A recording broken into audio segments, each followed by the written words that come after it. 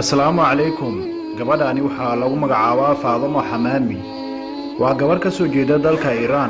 Indhaha caalamka ay soo jiidatay kadib markii la timid arrin aan la moodin in ay qaban karaan dadka curyaamiinta ah. Gabadhaani ayaa jirkeeda 85% waxa uu yahay paralyzed, ayadoo ugu daran yihiin gacmaha oo ayna waxba ku qaban karin. Jirkeedii qaybaha kale ayaguna waa paralyzed, laakiin waxa ay qabataa waxyaabo aysan qaban karin dadka lixdooda lixaad ay u dhameystiran yihiin. Gabadhaani ayaa ku haminaysay yaranteedii in ay noqoto artiste ama dadka wax gacmaha ku sawira. Gabadhaani oo haatan 29 jir ah ayaa waxay dhalatay sanadii 1990 waxayna ku dhalatay jiradan oo paralyzed ah oo dhammaan jirkeeda ay paralyzed ay yihiin.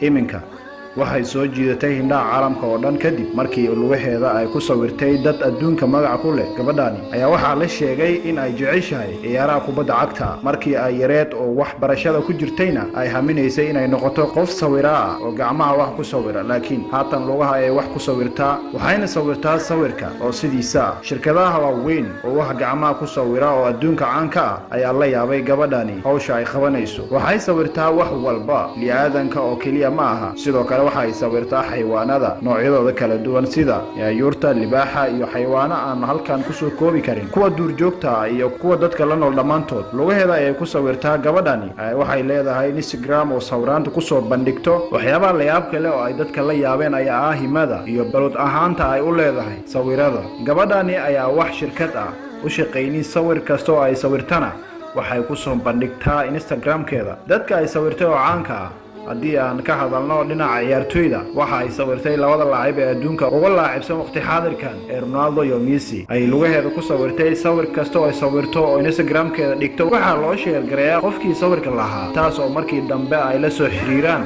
dadka ay sawirtay. Waxaa ka mid ah aktarka caanka ah oo Soomaalida inta badan ay taqaano Salman Khan. Ay lugaheeda ku sawirtay taasoo markii dambe Instagram-keeda soo dhigtay. Markay soo dhigtay kadibna loo sheergareeyay Salman Khan oo arkay sawirkiisa oo lugaha lagu sawiray, isla markaasina uu ogaaday gabadhaasi oo islaamka ah ee Iraaniyada ah in ay lugaheeda ku sawirtay. Oohin ayuu la dhacay markii uu arkay sawirkiisa oo lugaheeda ku sawirtay qof curyaana. Ma qiyaasi kartid haddii aad tahay ruux magac leh oo sawirkaaga qof curyaana lugaha ku sawiray, farxadda aad farxi karto iyo heerka aad gaari karto, ayuu yiri Salman Khan. Marka waxa uu soo qoray fariin asagoo Instagram-keeda ugu soo qoray meesha hoose oo fikirkiisa ka dhiibtay. Waxa uu yiri, waxaan sameeyo ma garanayo, laakiin Ilaahay waxaan kaaga inuu ku barakeeyo. Uu duceeyay. Sidoo kale waxaa jiro dad badan oo magac leh oo ay sawirtay. Waxay kaloo sawirtay weliba ayadoo adeegsanayso lugaheeda majaajilistaha oo filmaanta komediga ku caanbaxay oo waa hore geeriyooday Charlie Chaplin. Ay lugaheeda ku sawirtay dad kale oo caan ah ay sawirtay oo ka mid yahay Shah Rukh Khan. Shah Rukh Khan sidoo kale wuxuu ahaa dadka la yaabay sida ay lugaheeda ugu sawirtay. Aad iyo aad ayuu ugu alool xumaaday. riyooyin badan ayaa jiro oo dadka ay ku riyoodaan marka ay yaryar yihiin, ayna mustaqbal ay samaystaan ay doonayaan. Dadka intooda badan riyooyinkooda ma gaaraan, qaarkoodna waa ay ka hakadaan, halka qaarna aan la malaynayn in ay riyooyinkooda ka rumaynayaan.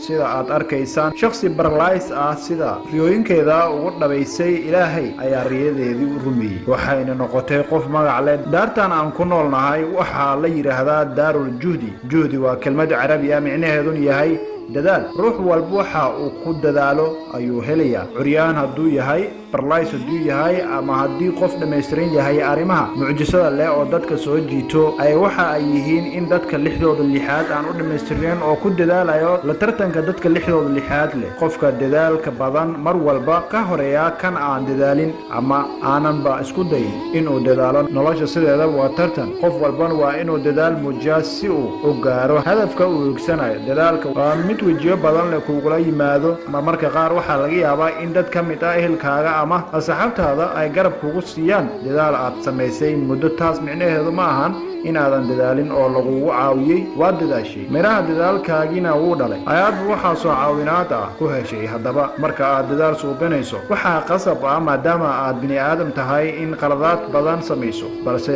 taas dhib ma lahan. Muhiimaddu waxay ahayd inaad dadaasho, ismaadan lahayn qalad suubi. Waxaa lagaa doonaya inaad dib u saxdo qaladaadkaaga, sidaas daraaddeed dhib ma lahan qaladka aad suubisid. Inta aad ku guda jirtid dadaalkaaga ama dib u dhaca dadaalkaaga uu ku socdo, weliba waxaa tahay qof ka horeeya qof walba oo aan dadaal suubin. Haddaba dadaalkeena ku aadan dhanka nolosha waa inuu bataa oo ruuxa oo isweydiiyaa muxuu Alla ku abuuray oo adduunyadan uu ku keenay. waxaad arkaysaa qof curyaana oo 85% jirkiisa barlaysa gabadhaas sidaad soo maqasheenba waa paralyze laba arin ay isku darsatay midda koowaad waxay ku dadaashay inay wax sawirto waliba iyadoo adeegsanaysa lugaheeda gacanta in wax lagu sawiro waa wax aad u dhib badan waliba qof wajigiisa iyo sidii uu ahaa la soo saaro waxa ka sii dhib badan laakiin in haddana lugaha wax lagu sii sawiro marka gabadhani iyadoo lugaha wax ku sawirayso ay haddana soo saartay sidii looga talagalay iyo sidii sawirka qofka ahaa dadaalka kale ay samaysay waxa uu ahaa way fikirtay oo hadday sawir kasta oo ay iska sawirto oo xitaa social media-heeda ay soo geliso magac maysan yeelan lahayn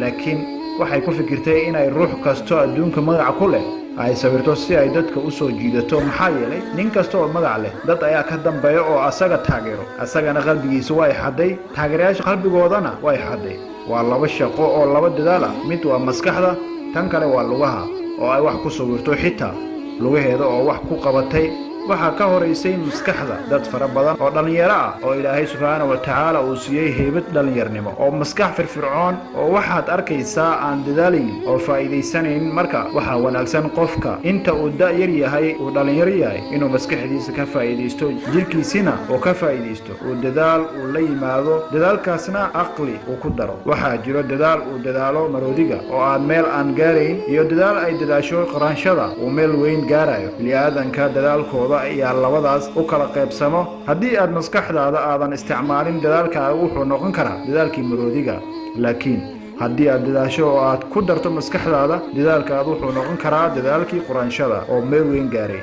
haddaba dhammaanteen maanta laga bilaabo aan dadaalno annagoo sida wanaagsan uu ilaahayna faray waxa uu raadsanayno si aan mowqifkeen iyo hadafkeen u gaarno waxaad nagala socoteen rajada iyo maanta haddaad ku cusub tahay fadlan subscribe riix sidoo kale gambaleelka furo si aan kuu soo gaarsiino muuqaalada xiga haddii aad videoga ka heshay like saar sidoo kale asxaabtaada la wadaag mahadsanid rabbiyow Soomaaliya iyo Soomaalida isjeclaysii aamiin